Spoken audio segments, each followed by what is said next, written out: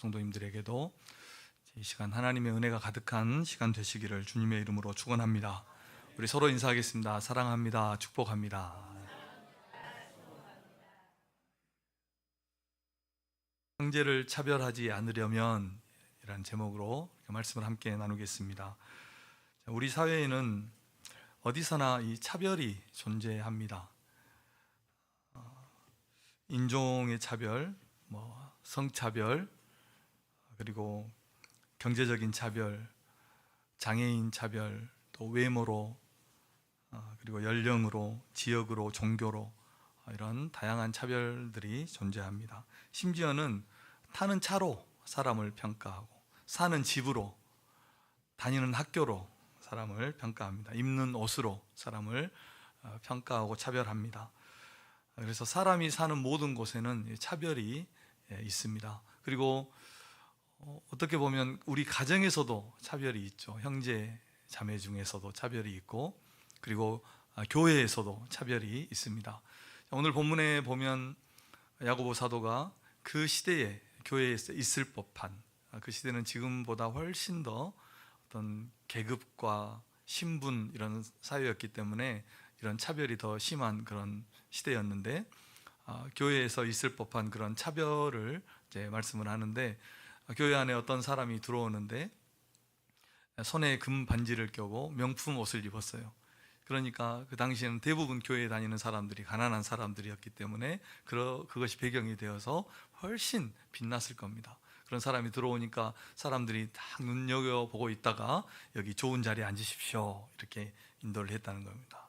그런데 또 어떤 사람이 허름한 남루한 그런 옷을 입고 교회에 들어오니까 그 사람에게는 쳐다도 보지 않으면서 너는 거기에 서 있든지 내 발 아래에 와서 앉든지 마음대로 하라 이렇게 했다는 것입니다. 그러니까 참 이 말씀을 보면서 그 당시도 그랬지만 우리는 이런 차별을, 사람을 차별하는 것을 아주 무의식적으로, 그리고 고의적이지 않게 이런 차별이 우리 사회에서 또 우리 안에서 많이 행해지고 있다는 것을 제 자신을 통해서도 또 우리 교회 안에서도 이런 것들이 발견되는 것이 참 안타까운 사실이 아닌가라는 그런 생각을 가져보았습니다.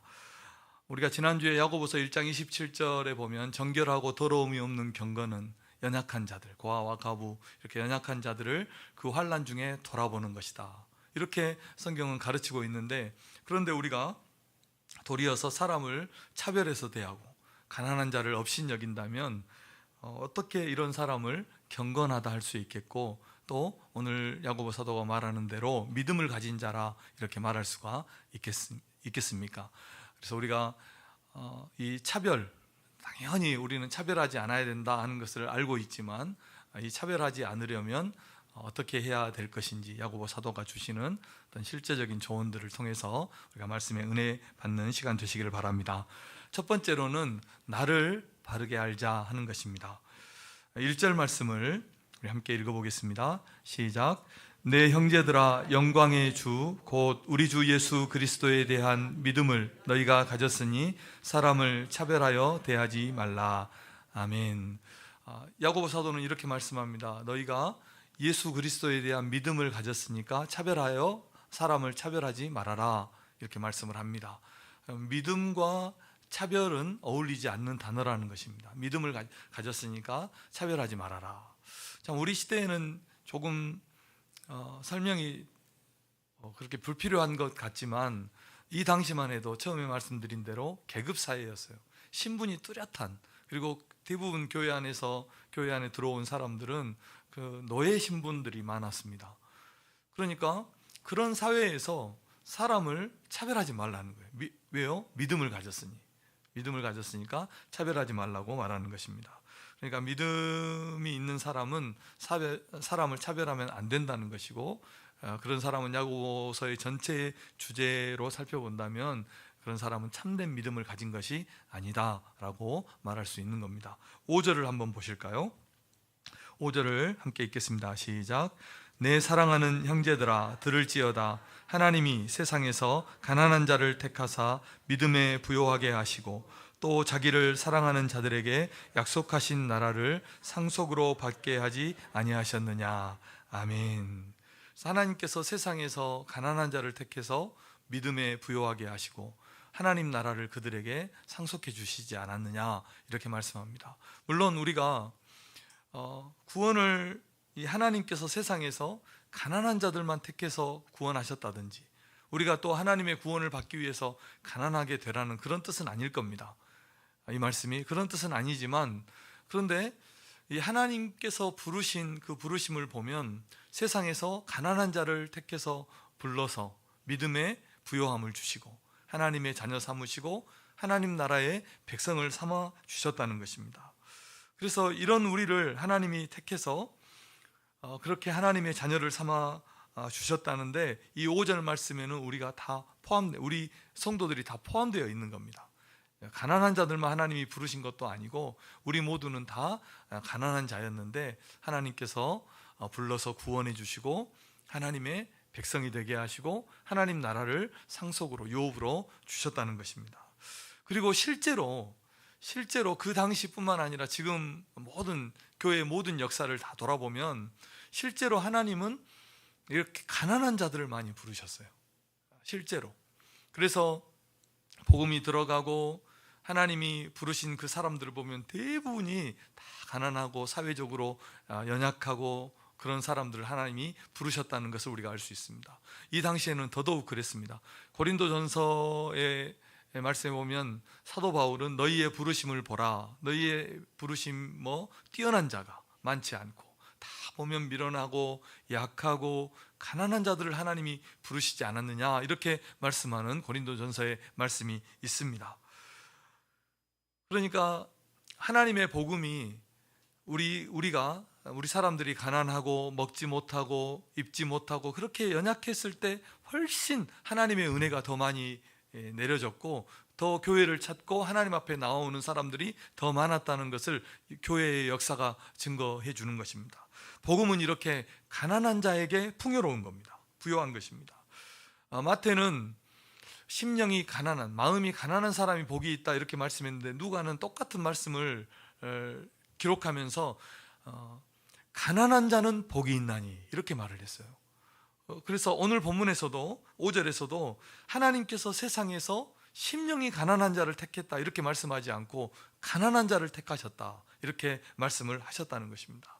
우리가 지금도 세상에 나가 보십시오. 혹은 선교지에 가 보십시오. 그 열악한 환경 가운데 있는 사람들이 이 복음에 대해서는 마음이 활짝 열려 있습니다. 마음이 활짝 열려 있다는 것을 우리가 발견하게 됩니다. 이렇게 우리가 가난했을 때 하나님의 부르심을 받고 구원을 받고 하나님의 자녀가 된 것입니다. 그런데 그랬던 우리가 사람을 차별하고 사람을 무시한다면 이것만큼 자기를 부정하는 일이 어디에 있겠습니까? 사랑하는 성도 여러분, 다 떠나서 우리가 복음, 믿음 이런 다 떠나서 우리 인생을 한번 보십시오. 우리 인생이 벌거벗고 태어나지 않은 인생이 누가 있습니까? 다 우리는 세상에 아무것도 가지지 않고 하나도 걸치지 않고 태어난 겁니다. 우리가 살아가면서 가난하지 않은 인생이 어디가 있겠어요? 우리가 이 많은 것들을 받아서 누리고 있는데 하나님께 받지 않은 것이 무엇이 하나가 있습니까? 우리는 모든 것 하나님께 받아서 누리고 있는 것 아닙니까? 무엇이 원래부터 내 것이 있었습니까? 하나도 없는 것입니다.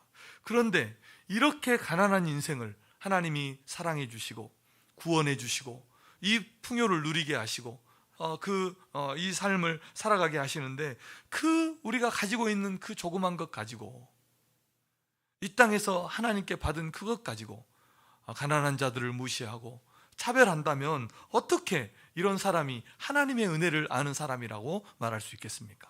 야고보 사도는 그런 사람은 참된 믿음을 가진 것이 아니다, 이렇게 말씀하는 것입니다.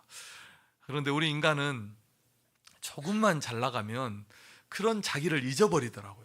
내가 어떤 데서 하나님의 은혜를 받고 이 자리에 이르렀는지를 잊어버리고 자기를 망각해버리는 것입니다. 처음부터 그렇게 태어난 줄 알아요. 내가 처음부터 이 모든 것을 가진 것처럼 교만한 것입니다. 그래서 자기보다 못한 사람, 자기보다 더 가난한 사람을 무시하고 차별하는 것입니다. 그래서 누군가를 차별한다는 것은 정말 자기를 보지 못하는 자이고 하나님의 은혜는 더더욱 깨닫지 못한 자라는 것입니다. 그래서 우리 성도님들이 형제를 차별하지 않으려면 그리스도 안에서 내가 누구인지를 바르게 볼 수 있는 그런 성도들이 되어야 할 줄로 믿습니다. 내가 하나님의 은혜로 구원받았고 내가 가지고 있는 것, 내가 누리는 것 하나에서 만 가지가 다 하나님의 은혜임을 알고 겸손하게 누구도 차별하지 않는 그런 우리 성도님들 되시기를 바랍니다. 내가 나를 바로 알고 하나님 앞에 또 사람 앞에 납작 엎드리면 누구를 차별하겠습니까? 우리가 내가 나를 바르게 안다면 차별할 수 없다 하는 것입니다. 두 번째로는 나를 바로 알고 또 형제를 바로 알아야 형제를 차별하지 않을 수 있습니다. 형제는 차별하고 무시할 대상이 아니라 사랑할 대상이라고 성경이 우리에게 가르쳐주고 있습니다. 자, 우리 옆 사람에게 그렇게 한번 축복하겠습니다. 형제는 사랑할 대상입니다.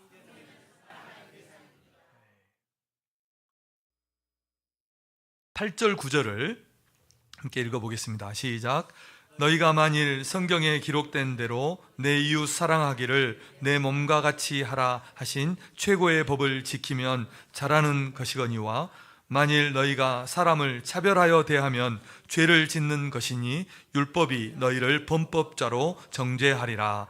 아멘. 한마디로 하면 사람을 차별하여 대하는 것은 죄를 짓는 것이고 또 하나님께서 우리에게 주신 최고의 법, 내 이웃을 내 몸과 같이 사랑하라는 그 최고의 법을 어기는 것이다, 이렇게 말씀을 하고 있습니다.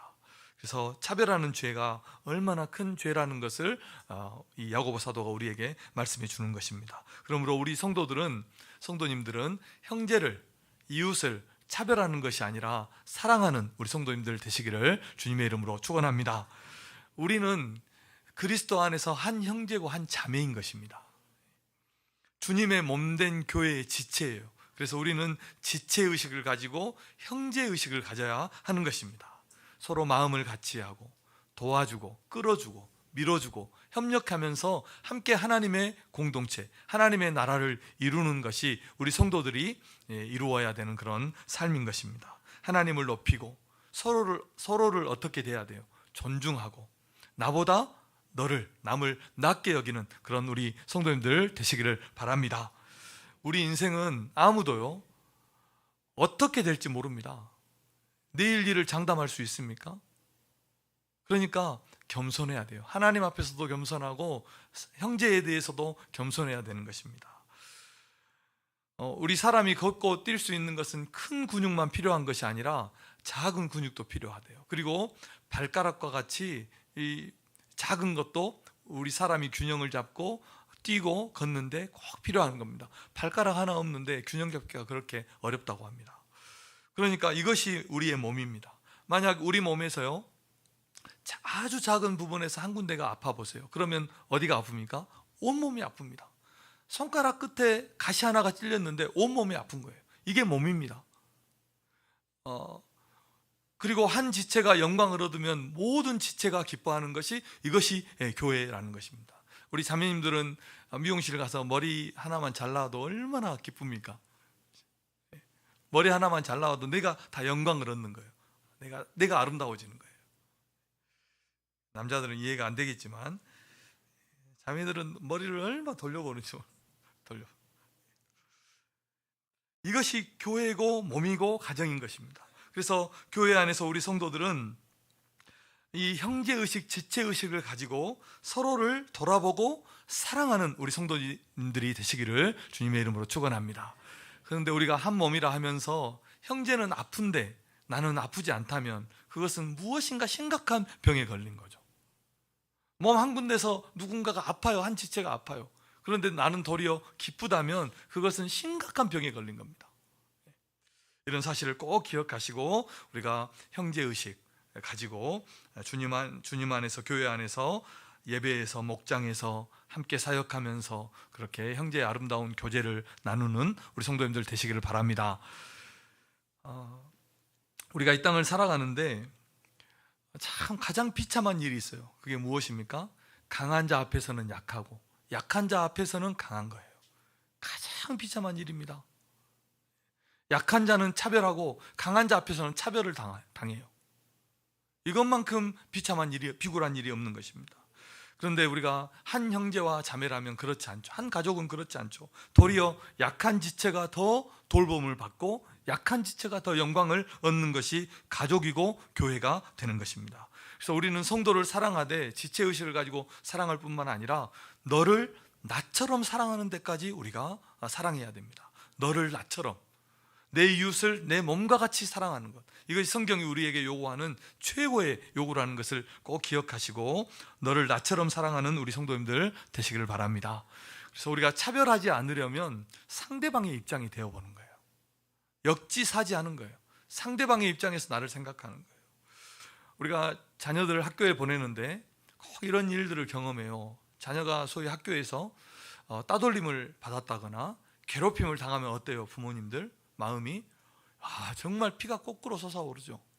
아무리 유순한 사람이어도 학교로 바로 뛰어갑니다. 자녀가 학교에서 차별을 당했다든지 따돌림을 당했다든지 괴롭힘을 당한다면 어떻게 됩니까? 차별은 하는 사람의 입장에서는 아무런 생각이 없어요. 무의식적으로 그렇게 아무런 의미 없이 뜻 없이 이렇게 차별을 가할 수 있지만 그 차별을 당하는 사람은 인격이 짓밟히는 거예요. 마음이 죽는 거예요. 차별을 당하는 사람은. 그러니까 우리가 TV 드라마 같은 데 보면 그 차별을 TV나 우리가 뉴스나 보면 학생 때 학교 폭력을 당했어요. 차별을 당했어요. 그러면 나중에 그것을 복수하잖아요. 복수하는 일들이 많이 있어요. 그리고 그 차별한 사람이 유명인이 된다거나 그러면 그 차별했던 것이 발목을 잡혀서 그 승승대로의 길이 꺾여지는 이런 일도 있게 되는 것입니다. 그래서 오늘 야고보 사도는 이 남을 차별하는 것을 오늘 말씀에서 간음이나 살인과 똑같은 죄로 보고 있다는 것입니다. 그래서 우리 성도님들이 이 차별하는 것이 얼마나 큰 죄라는 것을 꼭 기억하시고 형제를 차별하지 않는 우리 성도님들, 도리어 사랑하는 성도님들 되시기를 바랍니다. 율법의 정의를 보십시오. 율법의 공의 보십시오. 누구든지 남의 대접을 받고자 하는 대로 남을 대접하는 거예요. 대접을 받고자 하는 대로. 우리가 서로를 내 몸과 같이 사랑하잖아요. 그러면 그런 사랑을 내가 받는 거예요. 상대방이 나를 내 몸처럼 사랑해 주는 거예요. 계산하지 않는 사랑을 주면 계산하지 않는 사랑을 받는 겁니다. 그런데 우리가 누군가에 대해서 사랑하고 존경하고 섬기는 것에 계산하면 하나님도 계산한다는 것을 우리가 꼭 기억해야 됩니다. 하나님이 우리 인생에게 계산하기 시작하면 그때부터 인생이 복잡해지기 시작하는 거예요. 사랑하는 성도 여러분, 형제를 차별하지 않고 너를 나처럼 사랑하는 그런 성도님들 되시기를 주님의 이름으로 축원합니다. 마지막 세 번째로 형제 사랑을 실천하자는 겁니다. 우리 옆 사람에게 그렇게 한번 축복하겠습니다. 형제 사랑을 실천합시다. 우리가 아무리 좋은 계획을 가지고 있어도, 좋은 마음을 가지고 있어도 그것을 실행하지 않으면, 실천하지 않으면 아무 일도 일어나지 않는 것입니다. 사자성어 중에 이런 말이 있어요. 백문불여일견이라는 그런 사자성어가 있더라고요. 그것은 무슨 뜻입니까? 100번 듣는 것보다 한 번 보는 것이 더 낫다는 뜻이에요. 그리고 또 이런 사자성어도 있어요. 백견불여일행. 100번 보는 것보다 한 번 어떻게 하는 거예요? 한 번 행하는 것이 더 낫다는 뜻입니다. 그러니까 듣고 보는 것보다 행동하는 것이, 실천하는 것이, 실행하는 것이 중요하다는 그런 사자성어일 것입니다. 그래서 우리가 형제 사랑, 정말 좋은 것이지만 그 실천이 얼마나 소중한 것임을 우리가 꼭 기억하고, 어떻게 형제 사랑을 실천해야 될까? 세 가지로 말씀드리겠습니다. 첫째는 마음에서부터 형제를 사랑하십시오. 한번 따라하겠습니다. 마음에서부터 형제를 사랑해야 합니다. 마음을 훈련하고 마음에서부터 형제 사랑을 우리가 실천해야 되는 것입니다. 오늘 4절 말씀을 보십시오. 이렇게 말씀합니다. 너희끼리 서로 차별하며 악한 생각으로 판단하는 자가 되는 것이 아니냐, 이렇게 말씀을 했어요. 거기서 보십시오. 악한 생각으로 판단하고 차별한다는 겁니다. 우리가 참된 믿음을 가졌습니까? 참된 믿음은 우리의 마음이 새롭게 되는 것입니다. 왜 그렇습니까? 우리가 거듭나기 때문입니다. 그래서 마음이 새롭게 되고 마음이 새로워지기 시작하는 겁니다. 이것이 구원받음이고 참된 믿음을 가진 자는 것입니다. 그래서 우리는 마음으로부터 죄를 짓지 않아야 말과 행동으로 죄를 짓지 않는 것입니다. 욕심이 마음에 잉태하니까 죄를 낳고 죄가 자라니까 멸망하는 것입니다. 이것이 성경이 우리에게 가르쳐 주시는 것입니다. 그러므로 우리가 예수님에 대한 참된 믿음을 가졌습니까? 그러면 이 인간적인 생각으로, 악한 생각으로 형제를 판단하고 차별하는 것이 아니라 이 마음에서부터 형제를 이해하고 존중하고 사랑하는 그런 성도들이 되어야 할 줄로 믿습니다. 사랑하는 성도 여러분, 우리의 마음을 우리의 마음대로 버려두지 마십시오. 우리의 마음을 우리의 마음 그대로 방치하지 마십시오. 그러면 여기에서부터 타락한 인생의 그 본성이 나오는 겁니다. 악한 생각이 나오는 겁니다. 형제를 판단하고 외모로 차별하는 그런 생각이 마음에서부터 나오는 것입니다. 그러니까 우리의 감정에 끌려다니고 감정의 노예가 되는 것이 아니라 우리의 감정을 어떻게 합니까? 다스리고 우리의 감정을 훈련하는 겁니다. 훈련해서 이 마음에서부터 악한 생각이 아니라 선한 생각이 나오도록, 좋은 생각이 나오도록, 믿음의 생각이 나오도록 우리의 마음을 훈련하고 연단하는 우리 성도님들 되시기를 주님의 이름으로 축원합니다. 잠언 4장 23절 말씀입니다. 읽어보겠습니다. 시작. 모든 지킬 만한 것 중에 더욱 내 마음을 지키라. 생명의 근원이 이에서 남이니라. 아멘. 이 말씀을 보십시오. 마음은 어떤 것입니까? 지켜야 하는 겁니다. 마음은 마음대로 버려두는 것이 아니라 우리의 마음을 지켜야 됩니다. 왜 그렇습니까? 거기에서 생명이 나오기 때문입니다. 생명이 나온다는 말은 무엇입니까? 마음에서부터 생명이 나오고 죽음이 나오는 겁니다. 마음에서 무엇이 나오느냐가 우리의 생명이 될 수 있고 죽음이 될 수 있는 것입니다.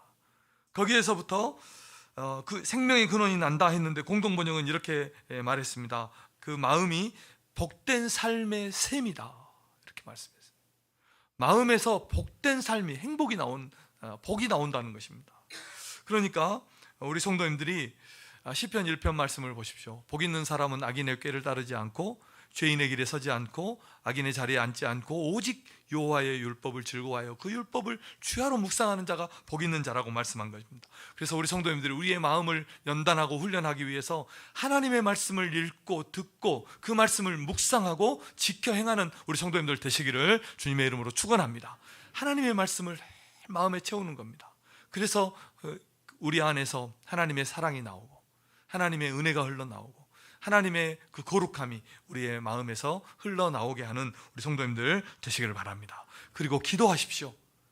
성경은 우리에게 어떻게 기도하라고 합니까? 항상 기도하라, 쉬지 말고 기도하라, 무시로 기도하라, 이렇게 말씀했습니다. 그래서 주일에 나오셔서도 하나님 앞에 기도하시고 수요일에 금요 기도회에 새벽 기도에 나오셔서 하나님 앞에 항상 기도에 힘쓰는 우리 성도님들 되시기를 바랍니다.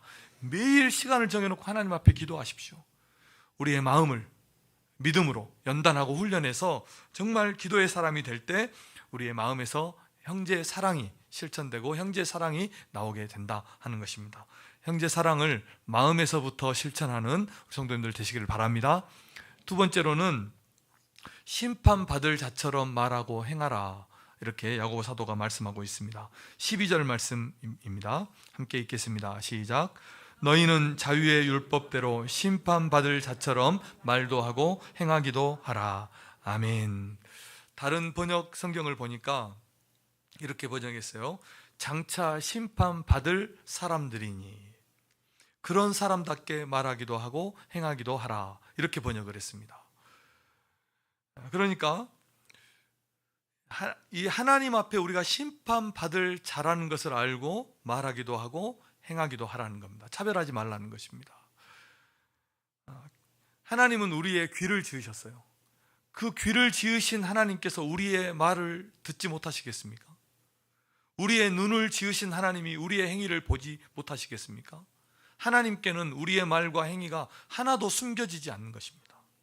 우리가 어두운 데서 말하는 것이 밝은 데서 들리고 골방에서 귀에 대고 속삭속삭 하는 말이 지붕 위에서 전파된다고 예수님은 우리에게 가르쳐주고 있는 것입니다. 우리 인간이, 현대세계 우리 인간이 만든 기술을 보십시오. 듣지 못하고 보지 못하는 것이 하나도 없습니다. 앞으로 어떤 세상이 올 것 같습니까? 어플 하나면 지구 반대편에서 지금 실시간으로 그 상황이 어떻게 이루어지고 있는가를 우리가 엎을러 볼 겁니다. 듣지 못하는 것, 보지 못하는 것이 없는 겁니다. 요즘 뭐 집안에 그 와이파이 있고 CCTV 집안에 다 있잖아요. 그것을 통해서 다른 사람이 또 우리 집안을 볼 수 있다는 것 아십니까? 해킹해서 모든 기록이 남고 모든 행위가 실시간으로 보여지고 다 저장됩니다. 인간이 만든 기술도요. 제가 비밀 하나만 말씀드릴까요? 아마 다른 사람이 나에 대해서 하는 말을 우리가 다 듣는다고 생각해 보세요. 살 수 있을까요, 우리가? 제명에 못 살 겁니다. 다른 사람이 나에 대해서 하는 말을 우리가 다 듣는다면. 그래서요, 안 듣는 게 상책입니다.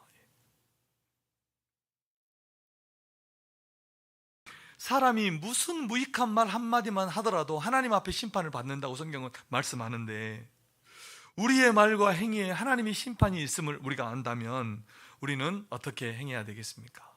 사람을 차별하거나 비난하거나 비방하는 말을 하지 않을 것입니다. 그래서 우리가 이렇게 결정해야 되겠습니다. 내가 나를 결정하는 겁니다. 자, 한번 생각해 보십시오. 저를 한번 봐보십시오. 형제를 사랑은 못해도 미워했어야 되겠습니까? 우리 그리스도인들이, 우리가 믿는 자라면 이해는 못해도 비방했어야 되겠습니까? 그러면 안 되는 거죠. 하나님이 듣고 계시고 보고 계신다는 것을 꼭 기억하시고 내가 나를 결정하는 거예요. 내가 절대로 형제를 미워하는 말, 비방하는 말 하지 않겠습니다. 미워하는 행동 하지 않겠습니다. 차별하지 않겠습니다. 눈도 그렇게 뜨지 않겠습니다. 마음도 그렇게 갖지 않겠습니다. 결정하는 거예요. 내가 나를.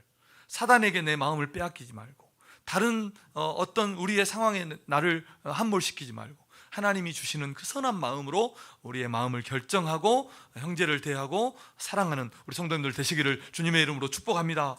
그리고 누구에게든지 진실하십시오. 누구에게나 진실하고 동일한 신앙의 인격을 가지고, 동일한 신앙을 가지고 모든 사람을 대하는 우리 성도님들 되시기를 주님의 이름으로 축원합니다. 이 사람에게는 이렇게 대하고 저 사람에게 저렇게 대하는 것은 대단히 잘못된 행동입니다. 우리 자신이 우리를 알지 않습니까? 자기 모순에 빠지는 겁니다. 그래서 우리 성도님들은 누구를 대하든지 동일한 신앙인의 모습으로, 하나님 앞에서나 사람 앞에서나, 높은 자 앞에서나 낮은 자 앞에서나, 누구 앞에서든지 동일한 신앙과 동일한 인격으로 우리 형제를 대하는, 이웃을 대하는 우리 성도님들 되시기를 주님의 이름으로 축원합니다.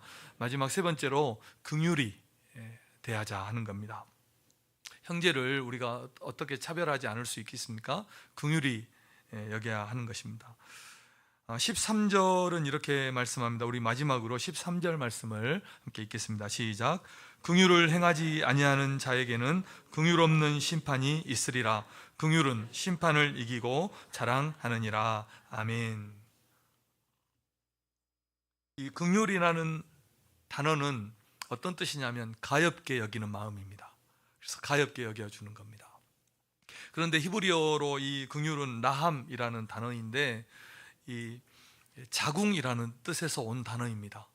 그러니까 태에서 난 자녀를 보는 어머니의 마음, 엄마의 마음, 그 아버지의 마음, 형제가 형제를 보는 그 마음, 이 태와 관련된, 자궁과 관련된 그 마음이 이 긍휼이라는 단어 속에 들어있는 것입니다.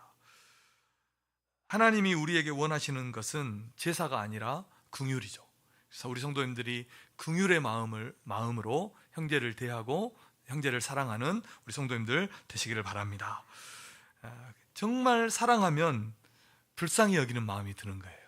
우리 옆 사람에게 그렇게 한번 축복하겠습니다. 정말 사랑하면 불쌍히 여기는 마음이 듭니다.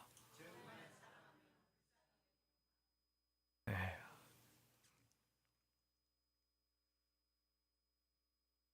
그냥 멀쩡하게 잘 살고 있어도, 정말 사랑하잖아요.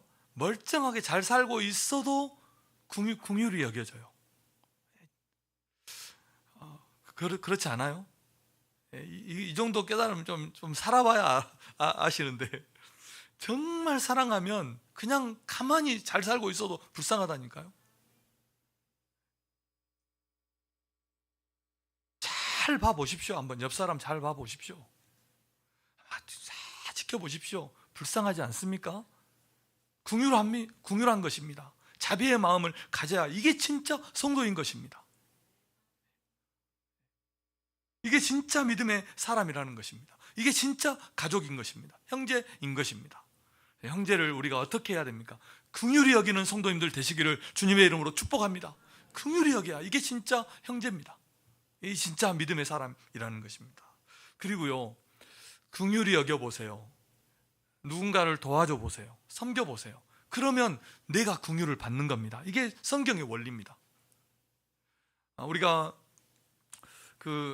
사회적으로 엘리트 집단이 있잖아요. 그 사람들이 얼마나 삭막한 줄 아십니까? 정말 엘리트 집단에서 산다는 것은 대단히 어려운 삶입니다. 메마르고, 그러니까 비슷한 사람들을 만나고 그 경쟁 속에서 살잖아요. 그러면 정말 삭막해서 그래서 자살하는 사람이 훨씬 많습니다. 엘리트 집단에 있는 사람들이. 그런데 그 사람들에게 상담해서 그 사람들을 치유할 때 어떻게 하라고 합니까? 가장 낮은 곳에 가라고 합니다. 가장 낮은 곳에 가서 어떻게 하라고 해요? 긍휼을 베풀고 섬김을 베풀라고 해요. 그런데 긍휼을 베풀고 섬김을 베풀면서 자기가 긍휼을 받아요. 거기에서 하나님의 사랑을 받는 거예요. 그 사람들을 내가 도와주는 게 아니라 그 사람들이 나를 도와주는 거예요. 이런 것을 실제로 경험합니다. 어떻게 할 때? 진짜 긍휼을 베풀고 섬김의 삶을 살아갈 때. 그럴 때 마음이 풍요로워지는 거예요. 그럴 때 내가 받은 하나님의 은혜가 구구절절 깨달아지는 거예요. 내가 살아가는 것이 하나님의 은혜라는 것을 깨닫게 되는 거예요. 그러니까 마음이 좀 괴롭습니까? 삭막합니까? 섬겨보세요. 연약한 자들을 섬기고 긍휼을 베풀고 사랑해 보십시오. 도와주십시오. 나눠보십시오. 그러면 하나님께서도 우리에게 긍휼을, 또 하나님의 은혜를 부어주실 줄로 믿습니다. 말씀의 결론입니다. 사랑하는 성도 여러분, 오늘 3가지 말씀드렸습니다. 우리가 형제를 차별하지 않으려면 나를 바로 알아야 됩니다. 하나님이 나 같은 가난한 자, 나같이 연약한 자 불러서 구원해 주시고 사랑해 주시고 여기까지 이르게 하셨다는 것을 우리가 안다면 우리가 어떻게 형제를 차별할 수가 있겠습니까? 그리고 우리에게 주신 형제, 우리에게 주신 이웃은 우리가 차별하고 무시해야 될 대상이 아니라 나와 같이 사랑해야 될 대상이라는 것을 우리가 기억하고 그 말씀에 순종해야 됩니다. 마지막으로, 사랑은 말에 있는 것이 아니라 실천에 있다. 실천할 때 진짜 사랑이 되는 것입니다. 마음에 있는 그 사랑을 우리의 손으로 작게 실천할 때 사랑이 된다는 것을 기억하고 사랑을 실천하는 우리 성도님들 되시기를 바랍니다.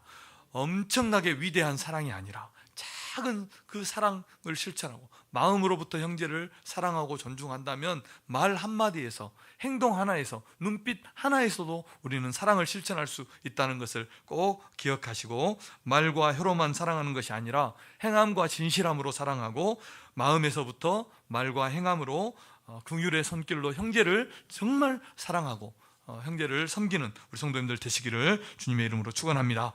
기도하겠습니다. 하나님 아버지, 감사합니다. 주신 말씀 우리가 아멘으로 받습니다. 하나님, 형제를 차별하지 말라는, 사람을 차별하지 말라는 그 귀한 말씀을 우리가 마음으로 받고 마음에서부터 서로 사랑하고 이해하고 존중하며 하나님의 아름다운 공동체를 세워가는 우리 모든 성도들 되게 하여 주시옵소서. 하나님 아버지께서 우리에게 주신 그 은혜를 하나님 우리가 기억하고 하나님의 은혜를 온 땅에, 또 형제에게, 교회와 지역사회와 이웃에게 흘려보내는 우리 모든 성도들 되게 하여 주시옵소서. 긍휼의 마음을 부어주셔서 긍휼의 마음으로 형제를 바라보고 또 긍휼의 손길로 형제를 섬기며 그렇게 함께 주님의 교회를 세워가는 우리 모든 성도들 되어서 교회 안에서 서로 행복하고 밀어주고 끌어주며 아름다운 하나님의 교회를 이루어가는 우리 모든 성도들 다 되게 하여 주옵소서. 예수님 이름으로 기도드립니다. 아멘.